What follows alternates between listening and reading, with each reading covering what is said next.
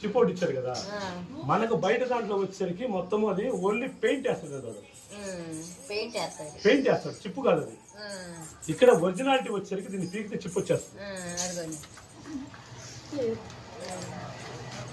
Originality వచ్చేసరికి ఇది ఇంతేనండి. దీన్ని చెప్పాలి ఇంతేనా, అంతేనా? ఏమనండి ఇది కూడా నాకు తెలియదు.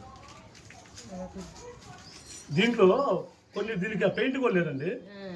ఇది వచ్చేసరికి రేయానికి అని చెప్పేసి ఒక రకమైన ఎగ్జైట్ క్లాత్ ఉంటుందంట అండి, అది రేయన్ క్లాత్ అంటే. దీంట్లో ఆ రేయన్ క్లాత్ మనకు వాటర్ అవ్వటం వల్ల ఇలా ఉబ్బిపోయి చర్మానికి అలా అతుక్కొని అనీజీగా ఉంటుంది.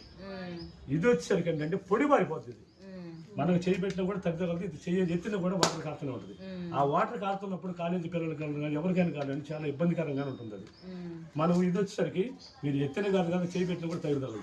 ప్లస్ దీంట్లో ఆ పెయింట్ కూడా ఇలా దిక్కుమన్నాడు. దీంట్లో వచ్చేసరికి చిప్పు పెడతాడండి. దీంట్లో ఇది చిప్పు తీసుకెళ్ళి ఇది తీసి దీంట్లో వేసామనుకోండి, కలర్ ఉంది కదా మొత్తం పీల్ చేసి బయట వచ్చేస్తాం వాటర్.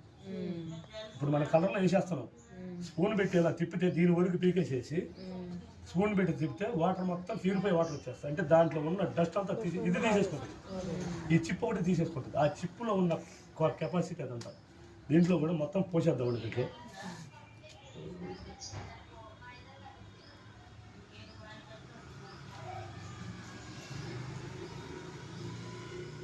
మనకు దీంట్లో వచ్చేసరికి కలర్ కూడా కనిపిస్తుందని చెప్పాడు. నేనైతే ఫస్ట్ టైం చూస్తాను.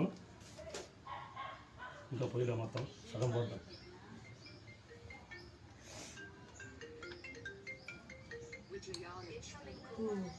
ఓకేనండి, దాంట్లో సగం వేసాను, దీంట్లో కూడా సగం వేస్తాను. హలో సరే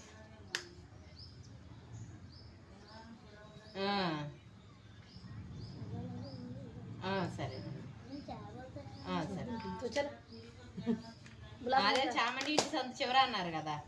ఏ బాబులా చలు ఆతుకు బోల్ సరే సరే. నాకు బతకనిస్తున్నాడా వీడు, మాకు ఇంట్లో బతకనిస్తున్నాడా?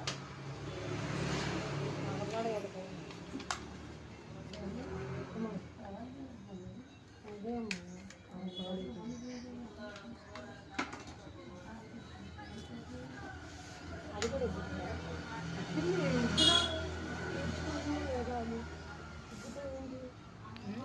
అది కూడా ఉబ్బిపోయింది కంటే పీల్చుకుందా లేదా చూడాలి. తేడా చూపిస్తాడా అంటే మనకు తెలియదు, నాకు కూడా తెలియదు. ఫస్ట్ టైం చేస్తున్నాను నేను కూడా. అంటే వచ్చిన బ్యాడ్ను మొత్తము ఇది